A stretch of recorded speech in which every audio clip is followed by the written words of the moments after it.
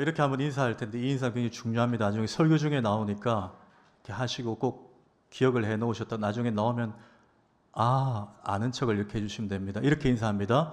예수님의 이름으로 문안합니다. 앞뒤 저로 인사하겠습니다. 예수님의 이름으로. 네, 기억해 놨다가 나중에 나오시면 꼭 시그널을 보내주시기 바랍니다. 사도행전에 보면 스데반 집사님이 순교하시기 전에 그 이스라엘 지도자들 앞에 또 부형들 앞에서 설교하시는 내용이 쭉 7장 이후로 계속 기록이 되어 있습니다. 구약의 역사부터 쫙 꿰면서 이렇게 쭉 설교를 하는데 그 중에 이제 그 연대순대로 설교하다 보니까 이스라엘 백성, 우리가 지금 주일 낮마다 살펴보고 있는 출애굽한 이스라엘 백성들에 관한 언급이 있습니다. 모세와 그들에 대한 언급이. 근데 그 이스라엘 백성들을 언급하면서 광야 교회라는 표현을 스데반 집사님이 하게 되는 것을 볼 수 있습니다. 자, 사도행전 7장 37절 이하에 이스라엘 자손에 대하여 하나님이 너희 형제 가운데서 나와 같은 선지자를 세우리라 하던 자가 곧 이 모세라, 시내산에서 말하던 그 천사와 우리 조상들과 함께 광야 교회에 있었고, 쉽게 말하면 모세를 담임 목사로 한 출애굽한 이스라엘 백성들의 교회, 광야 교회였다. 이렇게 스데반 집사님이 표현을 한 것입니다. 근데 사실 우리가 아는 교회의 시작과 태동은 사도행전 2장의 오순절 성령 강림 이후로 그 초대교회 시작 아닙니까? 그런데 이렇게 일찍이 구약 시대에 교회라는 용어를 썼다. 조금 우리가 이상하게 생각할 수 있습니다. 그런데 전혀 이상하지 않습니다. 교회란 무엇인가 본질적인 의미를 우리가 이해하면 됩니다. 여러분, 교회란 무엇입니까? 교회란 세상으로부터 부름받은 사람들, 백성들의 모임이라 할 수 있습니다. 그걸 라틴어 혹은 헬라어로 에클레시아로 들어보셨죠? 에크가 뭐뭐로부터 불러낸 사람들 이 뜻입니다. 에클레시아. 그러니까 굉장히 간단하게 말한 건데 스데반 집사님은 출애굽한 이스라엘 백성들을 광야 교회라고 표현한 것은 그분이 보았을 때 애굽이라는 세상으로부터 하나님의 주권적인 은혜로 부름받은 사람들이 지금 광야에 진친 또 행진하는 그들이라는 거예요. 그래서 스데반 집사님은 어셈블리라는 단어를 사용해서 광야 교회다 그렇게 표현을 한 것입니다. 자, 오늘 출애굽기 18장입니다. 이드로, 그러니까 모세의 장인 어른인 이드로가 사위 모세와 이스라엘 백성들이 진친 곳을 지금 방문한 내용인데, 저는 오늘 이 18장을 좀 전에 스데반 집사님의 관점대로 교회라는 안경을 쓰고 한번 살펴보기 원하는데, 오늘 제목이 뭐죠? 이드로를 통해 깨닫는 교회의 참모습. 교회의 참모습이 무엇인가 세 가지 정도 정리해 보겠습니다. 첫째, 이드로를 통해 깨닫는 교회의 참모습. 첫 번째는 교회는 성도의 뭐가 있는 곳이라고요? 교제, 성도의 교제가 있는 곳이다. 이렇게 말할 수 있습니다. 자, 2절과 3절 초반까지 보시면 모세의 장인 이드로가 모세가 돌려보냈던 그의 아내 십보라와 그의 두 아들을 데리고 왔다 그랬습니다. 자, 중요한 부분이 모세가 돌려보냈었다는 거예요. 이 말은 모세가 처음에 떨기나무에서 하나님께서 네가 이스라엘 백성들을 출애굽시켜라는 그 소명, 사명을 받고 처음에 거부했지만 그래도 이제 순종해서 애굽으로 가게 되잖아요. 바로를 만나러. 가는 길에 처음에 십보라와 두 아들을 데리고 갔었다는 거죠. 가다가 돌려보냈다는 겁니다. 친정으로. 자, 확인할까요? 출애굽기 4장 20절. 모세가 그의 아내와 아들들을 나귀에 태우고 애굽으로 돌아가는데, 그렇죠? 처음에는 다 데리고 갔어요. 그러니까 장인 이드로에게만 인사를 하고 아내와 아이들을 데리고 애굽으로 바로를 만나러 갔다는 거예요. 그런데 오늘 본문에 의하면 돌려보냈다 그랬습니다. 중간에 어느 지점일까요? 정확하게 성경에 여기다라고 말하고 있지 않지만 많은 학자들이 추정컨대 출애굽기 4장 25절을 주목합니다. 25절. 당신은 참으로 나에게 피난편이로다 하니, 여러분 이 장면 기억나십니까? 모세가 식솔들 데리고 이제 애굽으로 가는 길에 하나님께 순종해서 가는 길이었어요. 그런데 하나님께서 갑자기 하나님의 사자를 보내셔가지고 모세를 죽이려고 하십니다. 그 장면 기억나시죠? 그때 아내 십보라가 모세에게 툭 내던진 원망조의 말이 저 말이에요. 그러니까 저 말은 풀어 말하면 남편을 지금 원망하는 겁니다. 아니 어떻게 히브리인인 당신이 할례를 잊을 수가 있어요. 당신 때문에 제가 손에 피를 묻혔잖아요. 우리 집안에 피바람이 날 뻔했잖아요. 이렇게 원망하는 거예요. 좀 짜증나는 그런 상황. 많은 학자들이 저 부분을 주목합니다. 모세가 저때 뭔가 생각했을 거라는 거예요. 아, 아내와 아이들을 다 데리고 가다 보면 또 이런 일을 만날 수도 있겠다. 또 어려운 일을 만날 수 있겠다. 그래서 이때 친정으로 돌려보내고 자신의 형, 하나님이 예비하신 말 잘하는 아론을 만나서 아론과 함께 이제 애굽으로 가게 되는 것이죠. 그렇게 이 장면을 이해해 볼 수 있습니다. 자, 그런데 오늘 장인 이드로가 거의 한 1년 만에 될 것 같은데 다시 가족들을 다 데리고 사위 모세가 수고하는 이 현장, 진친 곳으로 왔다는 것입니다. 자, 중요한 것은 이제 만나서 가장 먼저 뭘 했는가입니다. 7절 중간에 보십시오. 그들이 서로 뭐 했다고요? 문안하고 그랬습니다. 저 문안이라는 단어를 주목. 여러분, 아까 제가 이래서 예수님의 이름으로 문안 인사를 하자고 한 거예요. 이 문안이 뭔가 히브리어 스와알이라고 발음하는데 딱 두 가지 뜻밖에 없습니다. 안부를 묻다, 그리고 축복하다. 어떻게 지내셨어요? 뭐 한 주간 어땠어요? 이 정도가 아니고요. 한 주간 잘 지내셨어요? 힘들어 보이네요. 우리 주님의 능력이 함께 하시길 바랍니다. 주님의 평안이 함께 하시길 바랍니다. 축복까지 하는 이 두 가지 의미를 담고 있는 게 무난하다, 샤알이라는 단어예요.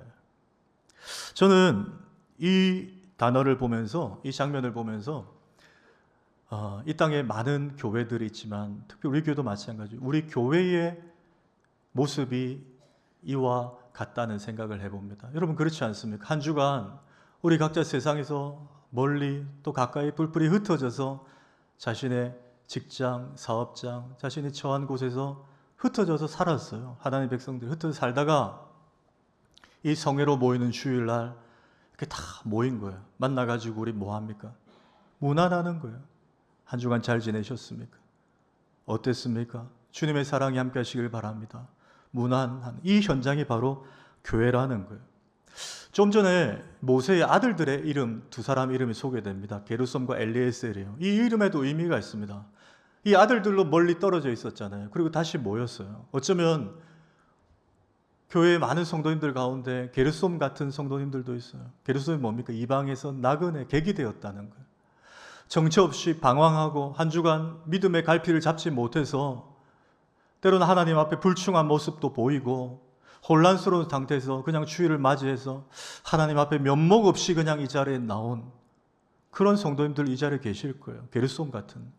또 엘리에셀 같은 성도들도 있습니다. 엘리에셀 뭐죠? 하나님이 나를 도우셨다는 거예요. 한 주간 너무 사업이, 직장이, 관계가 힘들고 어려웠지만 그럼에도 하나님이 나를 도우셨다. 여러분, 에벤에셀이란 단어 기억나십니까? 하나님이 여기까지 우리를 도우셨다. 그게 에셀, 에셀을 그 말에 도우셨다는 거예요. 엘리에셀 그 말입니다. 엘리에셀.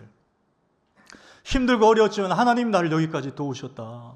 하나님 감사합니다. 이 마음으로 여기 예배 자리에 나온 성도님들도 계신다는 거예요.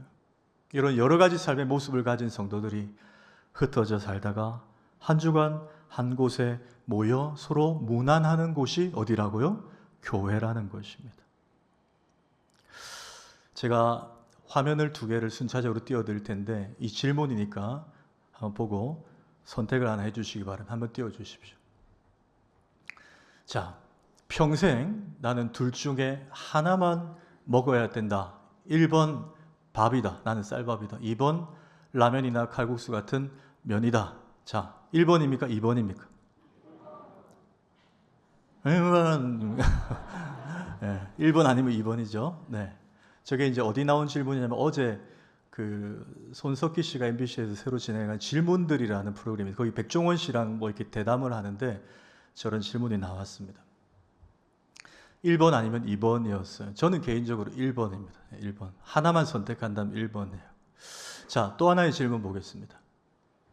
우리 성도님들이 어디 이제 여행을 가신다 생각해보죠. 여행을 가는데 1번은 뭐예요? 볼거리는 별로 없어도, 뭐 경관은 별로 없어도 맛집이 많은 곳으로 난 가겠다. 이런 분들 1번. 2번은 반대예요. 맛집은 난 중요하지 않다. 아무것도 안 먹으면 된다. 나는 뷰가 중요하다. 볼거리 많은 게 중요하다. 이런 분들 2번이에요. 자, 선택하십시오. 뭡니까? 역시 1번 나왔습니다. 네. 1번 아니면 2번이에요. 저는 개인적으로 1번이 더 중요한 것 같습니다. 예, 1번. 자, 제가 왜 이 질문을 두 개를 한번 따와봤냐면, 제가 불과 두 개의 질문을 드렸는데 우리 여기 앉으신 수백 명의 성도님들이 다 각기 다르다는 거예요. 그렇죠? 이 두 가지 선택지도 다 달라요. 혹 여러분 뭐 정치 성향도 여기 다 다르잖아요. 그렇죠? 다 다릅니다. 뭐 제가 구체적으로 언급하지 않지만 어떤 분들은 여당 성향을 지지하는 분, 어떤 분들은 야당 성향을 지지하는, 어떤 분들은 예배당인 분들도 있고 다 당이 다 달라요. 조금 늦게 이해를 하신 분이 계시네. 예. 다 다릅니다. 그런데 참 놀라운 것은 여러분 세상에 이런 모임이 있습니까? 이렇게 다른 분들이 이렇게 많은 숫자가 하나의 이유 때문에 모였잖아요. 누구 때문입니까? 저는 예수님 때문인 줄 믿습니다. 예. 우리 다 달라요. 여러분 교회도 아까 제가 뭐 밥이냐 면이냐 뭐 볼거리냐 맛집이냐 선택했지만 교회도 여러분 저나 우리 장로님들이 뭐 여러분 잘 못 느끼시겠지만 늘 선택지를 대합니다. 결정할 것들이 많아요. 의외로 교회가 사소한 것부터 좀 큰 일까지. 그러니까 여러 생각이 다른 분들이 모여서 모인 곳이 교회라는 거예요. 여러 성향이 다른 분들이. 그런데 우리의 공통분모는 다 MBTI 다르고 혈액형 다르고 정치 성향 다르고 다 달라도 딱 하나 예수 그리스도 때문에 한 몸으로 묶인 곳이 교회라는 거예요. 세상에 이런 공동체가 없습니다. 뭐 등산, 운동, 레저, 뭐 취미 때문에 모이는 분들이 있어도요. 이렇게 많은 숫자가 딱 한 분 그 이유 때문에 모이는 곳이 없어요. 그래서 여러분 사도 바울이 정말 탁월한 표현을 했는데 에베소서 2장 13절 말씀. 전에 멀리 있던 너희가 그리스도의 피로 가까워졌느니라 그랬어요.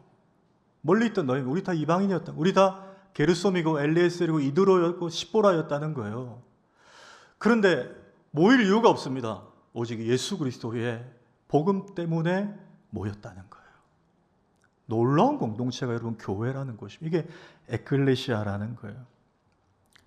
제가 이렇게 첫 번째 대지가 아까 교회는 성도의 교제가 중요하다 그랬는데 혹 이런 마음을 가진 분들이 있을 수 있어요. 목사님, 그래도 교회의 첫 번째는 예배고 말씀이고 기도고 아니면 뭐 봉사, 구제, 선교 이쪽 아닙니까? 라고 반문하실 수 있습니다. 그런데 여러분 그렇지 않아요. 그것도 중요하지만 성도의 교제도 동일하게 중요합니다. 우리가 아까 매주일 하지만 사도신경 하잖아요. 한번 보십시오. 그 중간에 나는 성령을 믿으며 거룩한 공교회와 성도의 교제와 죄 용서 받는 것과 몸의 부활과 영생을 믿습니다. 여러분 하나님께서 초대교회 사도들에게 영성을 주시고 지혜를 주시고 저 신조를 만들게 하셨을 때 성령의 감동으로 주신 저 문장들이에요. 근데 여러분 성령, 공교회성, 죄 용서 받는 거, 우리 몸이 장차 부활하는 거, 영생, 여러분 기독교에서 제일 중요한 교리들 아닙니까? 엄청난 무게를 담은 하나의 교리들이에요. 근데 저기에 성도의 교제는 좀 안 어울릴 것 같지 않습니까? 교제는 왜 우리 속에 해도 되고 안 해도 되고 이건 뭐 내가 성향이 맞으면 하고 이렇게 생각하는 분들 있잖아요. 교회 내에도. 근데 주님은 아니라는 거예요. 성령은 교회라면 성령, 공교회성, 죄 용서, 몸의 부활, 영생과 동일하게 성도의 교제도 중요하다라고 저기 넣어 놓으신 거예요.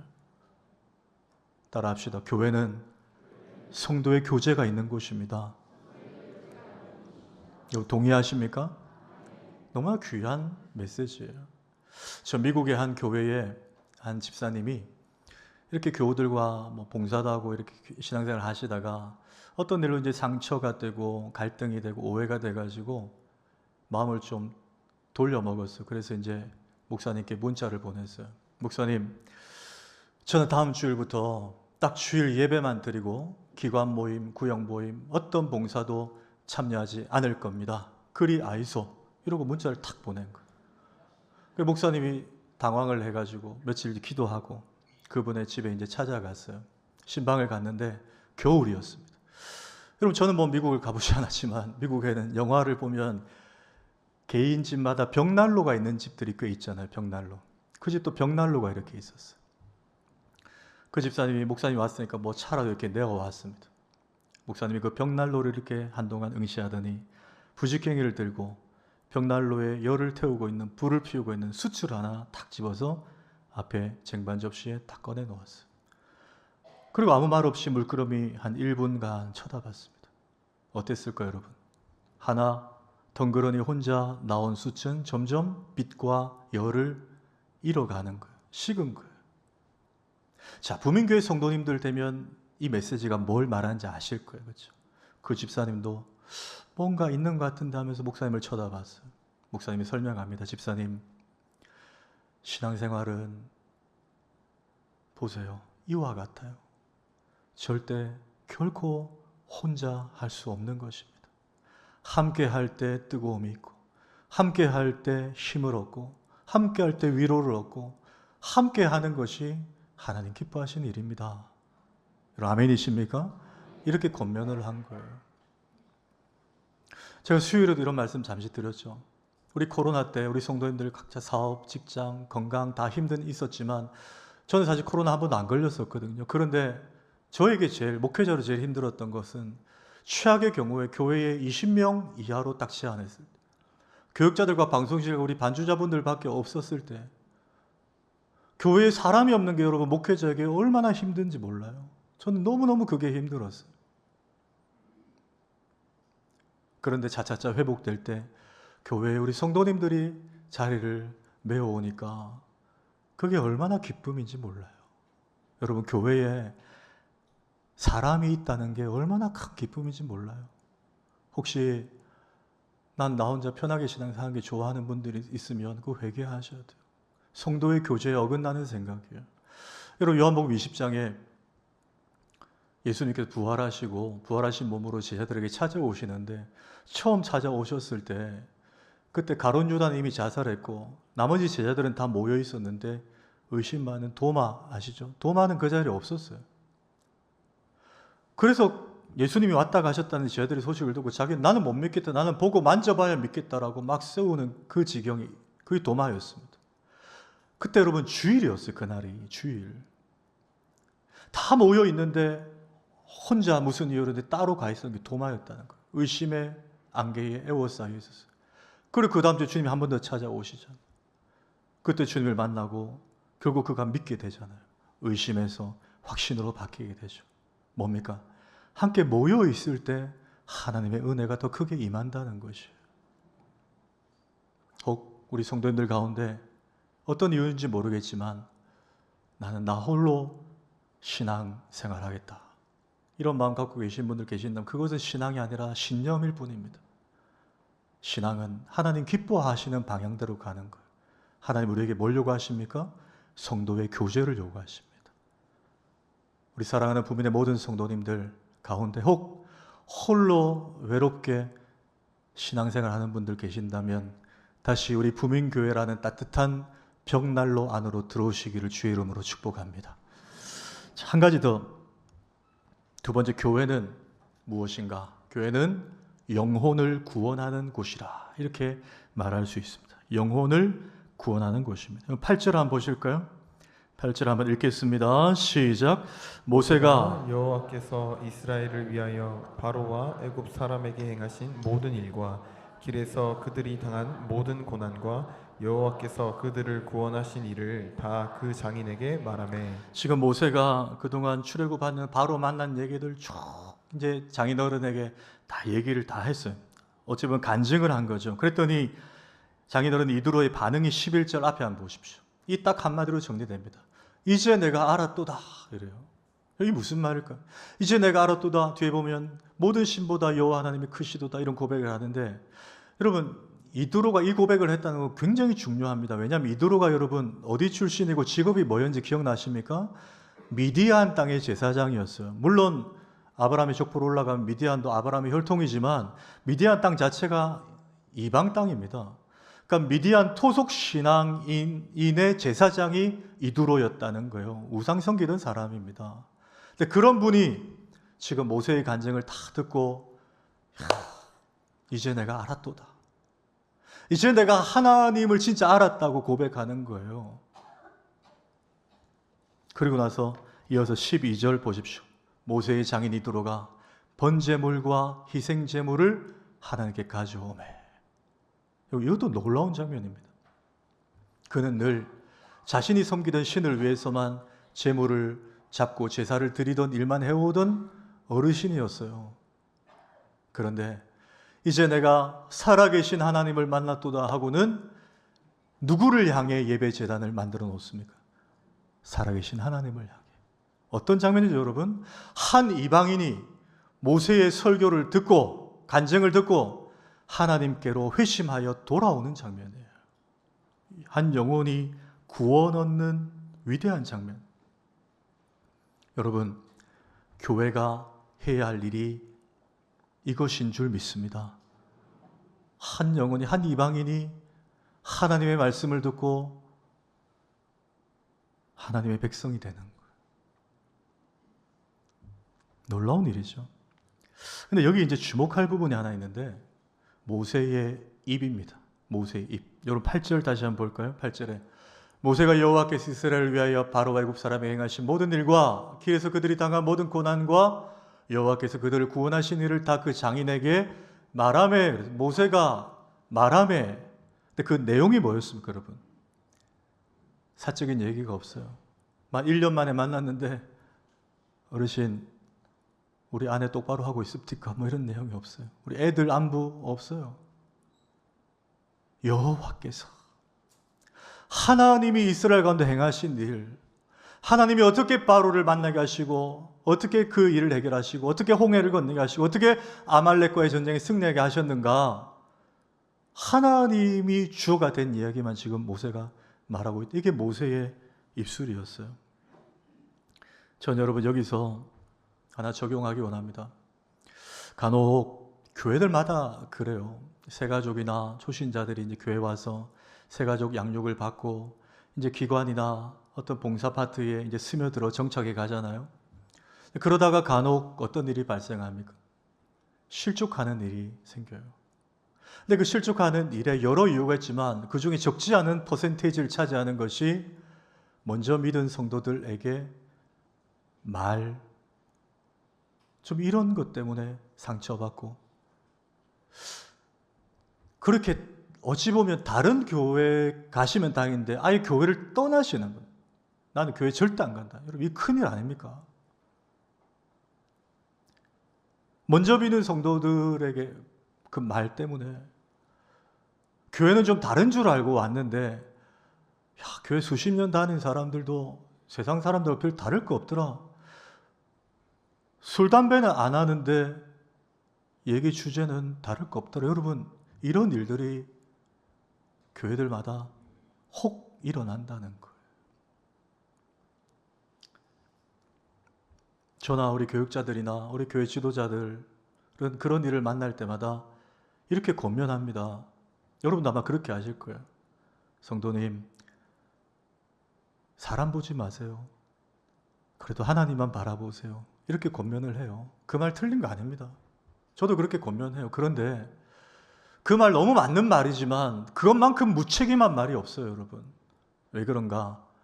여러분, 이제 교회 처음 오신 새가족 초신자들이 하나님이 보입니까? 하나님을 쉽게 만날 수 있나요? 쉽지 않습니다. 그분들이 어떻게 하나님을 만나는가? 물론 주의 종의 말씀을 통해서도 하나님을 만나지만 적지 않은 경우 먼저 믿은 성도들의 언행, 그분들의 모습을 보면서 은혜를 받고, 이 교회는 진짜구나. 내가 저분을 보니까 진짜 예수 믿는 사람 다르구나. 진짜 하나님은 살아계시구나. 이 교회는 진짜구나. 우리 교회가 그런 교회 되길 축복합니다. 그렇게 해서 하나님을 인격적으로 만나는 경우들이 있어요. 여러분 주변에 물어보십시오. 그래서 우리는 언제까지나 사람 보지 마세요. 하나님만 보세요. 이 말 맞지만 그 말 너무 무책임하게 해서도 안 되는 거예요. 먼저 믿은 우리에게 우리의 입술과 혀가 얼마나 중요한데요. 여러분, 우리의 입술에 어떤 내용의 소재들, 주제들이 담겨 있냐에 따라 우리가 꺼내는 대화의 주제 때문에 한 영혼이 살아나는 위대한 혀가 될 수 있고, 아니면 한 영혼을 실족시키는 위험한 혀가 될 수 있습니다. 그걸 기억하셔야 돼요.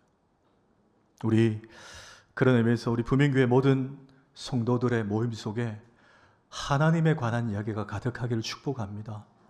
예. 기간에 혹 오늘도 원래 하시죠. 모임하시면 세속적인 세상 이야기하면 딱 끊으십시오.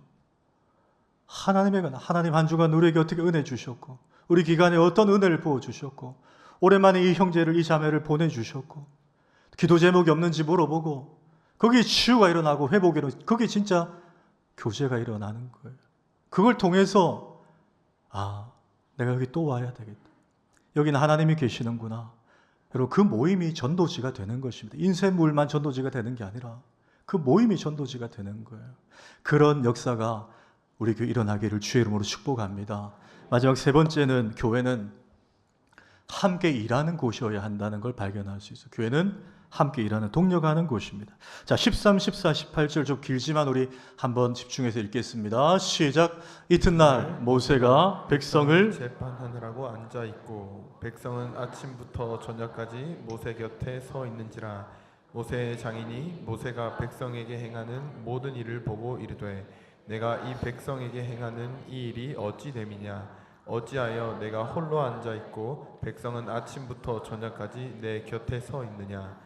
너와 또 너와 함께한 이 백성이 필경 기력이 쇠하리니 이 일이 내게 너무 중함이라. 내가 혼자 할 수 없으리라. 아멘.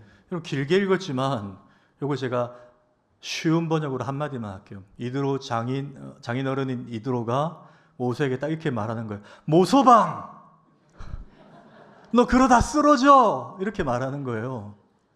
그 말이에요. 너 이걸 어떻게 지금 그동안 이거 혼자 다 했어? 모서방, 너 그러다 쓰러져. 정말 걱정돼가지고. 그 말이에요, 지금. 그럼 뒤에 이제 읽어보면 천부장, 백부장, 10부장, 50부장, 10부장 팀장들을 세워서 그 사람들에게 일을 좀 맡겨라, 조직적으로 동력을 시켜라. 이렇게 이제 지혜를 주잖아요. 여러분, 근데 이드로의 지혜도 참 위대한 게 이 제도가 여러분 로마 시대까지 이어지잖아요. 예수님 당시에 로마 백부장의 하인을 예수 고쳐주신 일이죠. 이때 이 조직이 정해진 거예요. 이드로 탁월한 지혜 있는 어르신이었다는 걸 볼 수 있습니다. 그런데 제가 이 부분에서 이드로에게 감동한 지점이 하나 있습니다. 여러분, 지금 이드로가 자기 사위 모세가 온종일 나가서 이렇게 혼자 이 일을 한다는 것을 누구에게 전해 들어서 알고 조언을 한 겁니까? 아니면 직접 보고 한 겁니까? 자, 14절 중간에 모든 일을 보고 이르되 그랬어요. 직접 가서 현장에 가서 본 거예요. 사위가 이렇게 고생하는 걸 본 겁니다. 여러분, 우리가 이 이드로의 조언이라는 점에서 하나 적용할게요. 우리가 누군가에게 조언을 할 때 상대방이 감동을 받지 않고 설득을 당하지 않고 오히려 그게 상처가 되고 하는 경우들이 있어요. 그렇죠? 관계가 틀어지고. 그 왜 그런가? 이게 기본이 안 되어서 그렇습니다. 무슨 말이냐? 여러분, 영국의 격언 중에 be in your shoes라는 말이 있어요. 이게 뭐냐? 상대방의 신발을 한번 바꿔 신어보라는 거예요. 그 사람의 삶의 현장에 들어가 보라는 거예요. 그러고 나서 얘기를 하라는 거예요. 지금 이드로가 그렇게 했다는 것입니다. 누구에게 듣고는 그래? 우리 모서방 안 되겠네. 지혜가 없네. 행정력이 없네. 이게 아니고 직접 하루 종일 그 고된 현장에 가서 보고 나서 이제 돌아와가지고 진실버린 조언을 한 거예요. 이게 여러분 조언의 기본입니다. 우리가 때로 관계 속에 조언에 실패하는 게 이 기본기를 생략해서 그렇다고 보면 됩니다. 그냥 자기가 조금 아는 걸로 섣불리 조언하려고 해요. 자기가 본 일부 가지고 섣불리 조언을 하려고 해요. 그 사람의 삶의 현장의 고충과 어떤 일이 있었는지 모른 채 섣불리 조언을 하다 보면 오히려 역효과가 날 수 있죠. 간혹 우리 이런 단서조항을 붙이면 다 되는 줄 알잖아요. 내가 너 위해서 하는 말이야. 특히 나이 많은 분들이 그런 말을 내가 너 사랑해서 하는 말이야. 이거 붙이면 여러분 다 이해될 것 같아요. 기분 나쁘게 듣지 마. 이제 기분 나쁜 말 한다는 거예요, 그 말은. 그렇죠? 기분 나쁘면 안 해야 돼요. 나는 뒤끝 없다. 본인만 뒤끝 없으면 뭐예요? 들은 사람은 며칠 계속 생각나는데. 이게 여러분 우리의 맹점이라는 거예요. 조언을 할 때. 여러분, 제가 정리해 드릴게요. 성경적인 조언이 되려면 성경적인 사랑이 무엇인가 알아야 돼요. 그리고 성경적인 사랑은 모든 죄를 다 사랑하는 게 아닙니다. 그럼 동성애도 사랑해야죠. 그렇죠? 정신 나간 목사들, 신부들 지금 막 그렇게 하잖아요. 무지개칠 해놓고. 그건 사랑이 아니에요. 진짜 사랑은 뭐냐? 특별히 조언에 있어서 진짜 사랑은 뭐냐? 고린도전서 13장 4절에 보십시오. 사랑은 오래 참고 무례히 행하지 않음. 이 두 개만 기억하십시오. 누군가에게 조언을 해주고 싶습니까? 하지 마세요. 더 기다리십시오. 오래 참으라잖아요. 진짜 사랑하면. 근데 너 사랑해서 하는 말이야? 성경적이지 않아요. 사랑하면 뭐 하라고요? 더 기다려주라는 거예요. 내가 말해서 그 사람을 개조시키려 하지 말라는 거예요. 더 기다려주고 오히려 기도해주고 그 사람이 저럴 만한 이유가 있지 않을까 오히려 들어주고 오히려 밥이나 한 그릇 더 사주는 게 사랑이라는 거예요. 그거 없이 접근하다 보면 무례해질 수 있습니다. 건들지 말아야 될 걸 건드릴 수 있어요. 그러면 조언이 아니라 오히려 관계가 깨지는 거예요. 그런데 오늘 이드로는 하루 종일 그 수고를 현장에 가서 함께 겪으면서 진짜 사랑의 마음으로 사위에게 모서봐.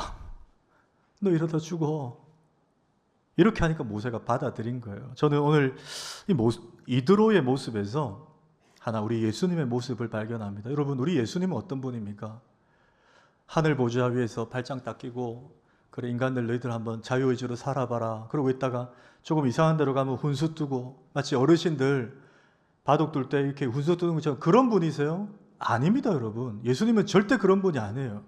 자, 빌립보서 2장 6절 한번 보십시오. 그는 근본 하나님의 본체시나 우리 자기를 비워 종의 형체를 가지사 누구와 같이 되셨다고요? 이제 점심때가 돼가지고 좀 시장하신 것 같은데 누구와 같이 되셨다고요? 사람들과 같이 되셨어요. 무슨 말입니까? 현장에 가셨다는 거예요. 우리의 삶의 현장에 친히 찾아오신 분이십니다. 예수님은. 그 정도의 공감 능력이 있으신 분이 예수님이에요. 히브리서 4장 15절 모든 일에 우리와 똑같이 시험을 받으신 분이세요. 자, 그러면 이드로의 조언도 탁월하지만 예수 그리스도의 말씀을 담아놓은 이 66권의 말씀이 우리에게 위대한 조언서가 되지 않겠습니까?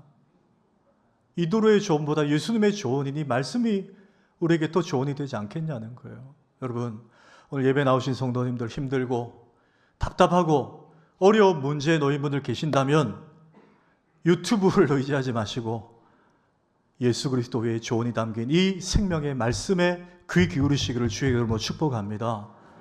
이 말씀이 우리를 조언하시고 길로 인도하실 거예요. 끝으로 설교를 마무리하면서 우리에게 과제가 하나 있습니다. 모세는 이도로에게 좋은 지혜를 조언을 받았어요. 동력하라는 거예요. 조직을 짜라는 거예요. 그런데 요즘에 교회들마다 일꾼이 없습니다. 천부장, 백부장, 50부장, 10부장 이 장들은 많은데 천부장에 따르는 1000명의 팀원들이 없어요. 50명이 없어요. 교회들마다 그래요. 저는 어쩌면 이게 성경의 예견이라 생각합니다. 디모데후서 3장에 보면 바울이 그랬죠. 말세에 고통한 때가 이르면 사람들이 가장 먼저 자기를 사랑한다는 거예요. 여러분, 교회도 예외가 아니에요. 자기 사랑이 커져갑니다. 개인주의가 되어가고 있어요. 편리주의, 인본주의. 그래서 점점 일할 사람들이 없습니다. 일할 곳은 많은데 제가 느헤미야 시리즈 수요일마다 하고 있는데 얼마 전에 이 기사를 한번 소개해드렸죠. 지금 불교계에 2030 젊은이들이 쏠린다는 거예요. 근데 거기에 지대한 영향을 준 한 사람인데 개그맨 출신 윤성호 씨예요. 저분입니다. 저분이 걸그룹 뉴진스라는 걸그룹 아시죠? 우리 대학 청년들 반응 좀 해주세요. 몰라요, 뉴진스? 나오나 알아요? 네. 뉴진스 거기에 이름을 따가지고 뉴진스님이라고 저게 실제 장난이 아니고 조계종에서 법명을 줬대요. 조계종은 뭐 하는 단체인지 모르겠어요. 저기 법명을 줘가지고 저분을 지금 활동을 시키는 거 후원금도 준대요. 저 지금 헤드폰 끼고 DJ처럼 해가지고 불교 마당에서 젊은이들 모아놓고 콘서트 하는 거 한번 띄워주십시오. 저렇게 하는 거예요. 여러분 얼핏 보면 교회 같죠? 교회 아니에요. 절이에요. 근데 저기 기사 제일 위에 보십시오. 젊은이들이 왜 저기 쏠리는가? 불교는 편해요. 편하다는 거예요. 헌신, 봉사 강요하지 않아서 편해요. 심지어 매주일 안 와도 된대요. 석가탄신일만 와도 되니까 와라. 불교는 자유롭다. 교회와 다르다. 저 사람 내세워가지고 막 붐을 일으키고 있다는 거예요. 제가 저 부분을 이렇게 설명하고 마치겠습니다. 여러분, 하나님께서 에덴 동산에 선악과를 두셨어요. 그 나무 한 그루를, 모든 나무 중에 중앙에 딱 한 그루를 두셨어요. 하나님이 왜 선악과를 에덴 동산에 두셨을까? 그 이유가 뭘까요? 이 각도로 보면 간단합니다. 누가 주인인지 잊지 말고 살라는 거예요. 선악과가 없으면 모든 나무의 실과를 자기 마음대로 먹을 수 있습니다. 그러면 자기가 하나님인 줄 알고 살아요. 자기가 주인인 줄 알고 산다고요. 그래서 선악과를 딱 두고 아담이 볼 때마다 아, 맞다. 내가 모든 나무 실과를 다 먹는데도 이거 못 먹지. 나는 피조물일 뿐이구나. 주인은 하나님이시구나. 나는 그분의 백성이요 종일 뿐이구나. 자신의 신분을 망각하지 말라고 선악과를 딱 심어 놓으신 거예요. 여러분, 우리 인생 마찬가지입니다. 편하다고요? 불교 편해서 간다고요? 가짜입니다. 그러면 여러분, 제대로 된 신앙이 박혀 있으면 편하면 진리가 아닌 줄 알아야 돼요. 왜? 내가 주인이 아니거든요. 나는 종일 뿐이에요. 종은 주인을 위해서 존재합니다. 여러분, 타 종교처럼 우리가 믿는 하나님은 내가 필요할 때마다 부르면 디즈니의 요술램프 지니처럼 탁 나타나가지고 소원 들어주는 하나님이 아니에요. 내 필요를 위해서 존재하는 분이 하나님이 아니라고요. 오직 하나님 그분의 나라를 세워가는데 필요해서 부름받은 사람들의 에클레시아, 우리인 줄 믿으시기 바랍니다. 우리는 그분의 종일 뿐이에요. 종은 주인의 필요에 따라 살아갑니다. 그러면 불편할 수 있어요. 때로 눈물이 있습니다. 희생이 있습니다. 고난이 있습니다. 여러분, 이 신앙이 바로 선 우리 신앙의 선배들 한번 보십시오. 힘들고 손해보고 분명히 저거 오해도 당할 만한 일인데 싶은데도 순종해서 합니다. 때로 눈물 지으면서 그 일을 해요. 왜? 내가 주인이 아닌 걸 알거든요. 나는 종일 뿐이거든요. 그러니까 하나님이 주의 종을 통해서 시키면 하는 거예요. 왜? 나는 종이니까. 편해서 간다고요? 그게 진리 아닙니다. 주님 분명히 말씀하셨어요. 넓은 물, 넓은 길, 그걸로 가지 말라는 거예요. 가짜라는 거예요. 기독교는 좁은 문, 좁은 길이다. 불편함이 있어요.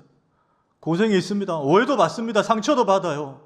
그러나 하나님이 부르신 일이기에 힘써 동력해 가는 거예요. 전부 장이 아니라도 돼요. 1000명 중에 1명이라도 돼요. 내가 쓰임받을 수 있다면 그 길 가는 것입니다.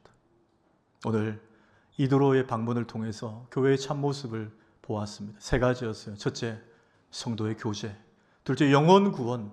셋째, 함께 동력하는 곳이 교회라 그랬습니다. 오늘 이 말씀 붙드시고 남은 생에 함께 부민교회를 통해서 힘써 하나님 나라의 동력자로 살아가신 우리 모두가 되기를 주의 이름으로 축원합니다. 하나님 감사합니다. 주의 백성을 불러 예배하게 하시고 오늘 교회론을 새로 정립하게 하시니 감사합니다. 우리 교회에 따뜻한 성도의 교제가 더 충만하게 하시고 말씀을 통해 우리 입술을 통해 영혼이 구원되게 하시고 현실을 내 형편은 힘들지만 주님 부르신다면 힘써 동력하는 우리 부민교회 되게 하여 주시옵소서. 예수님의 이름으로 기도하옵나이다. 아멘. 오늘 교회론에 대해서 다시 우리가 정립을 했습니다. 우리가 이런 교회 되게 하여 주시옵소서. 말씀과 우리의 소원을 담은 찬양, 교회를 교회되게, 예배를 예배되게, 우리에게 소원이 하나 있는 이 찬양, 우리 기도의 제목으로 품고 한번 힘있게 찬양 올려드리겠습니다.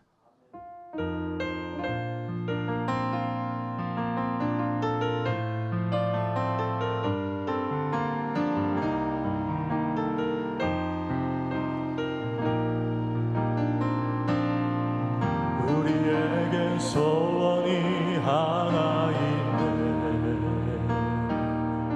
주님 다시 오실 그날까지 우리 가슴에 새긴 주의 십자가 사랑 나의 교회를 사랑케 하네. 주의 교회를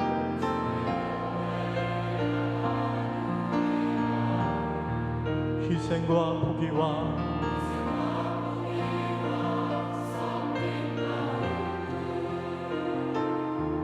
하물며 죽음조차 우리 막을 수 없네. 우리 교회는 이 땅의 희망. 교회를 교회 되게 예배 되게 우릴 사용하소서. 진정한 부흥의 날 오늘 임하도록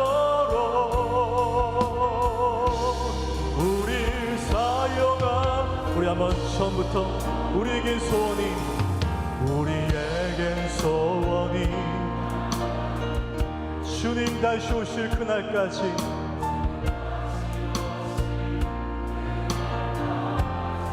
우리 가슴에 새긴 주의 십자가 사랑 나의 교회를 사랑해. 주의 교회를 향한 거기에는 희생과 포기와 섬김과 눈물도 있습니다.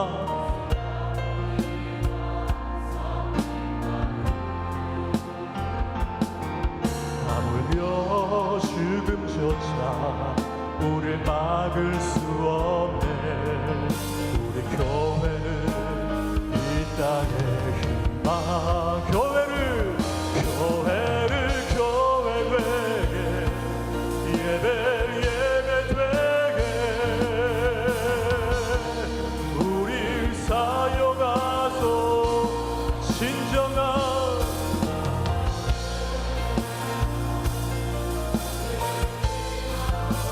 우릴 사용하소서. 우릴 사용하소.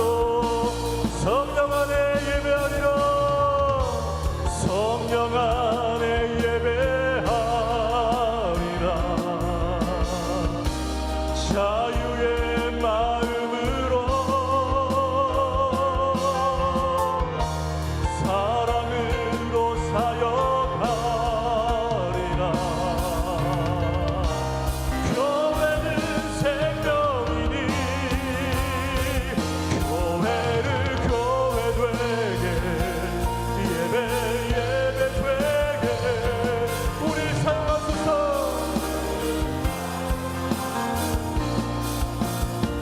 진정한 부흥의 날 오늘 임하도록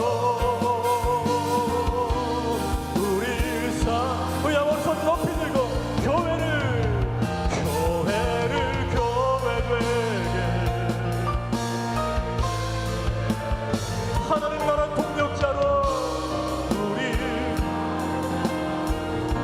진정한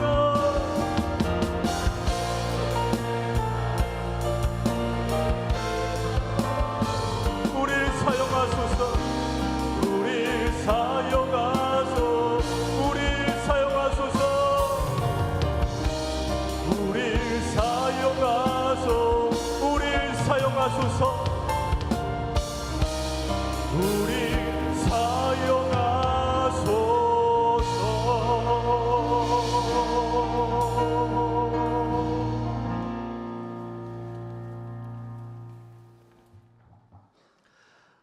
우리 주 예수 그리스도의 은혜와 하나님 아버지의 사랑과 성령 하나님의 교통하심이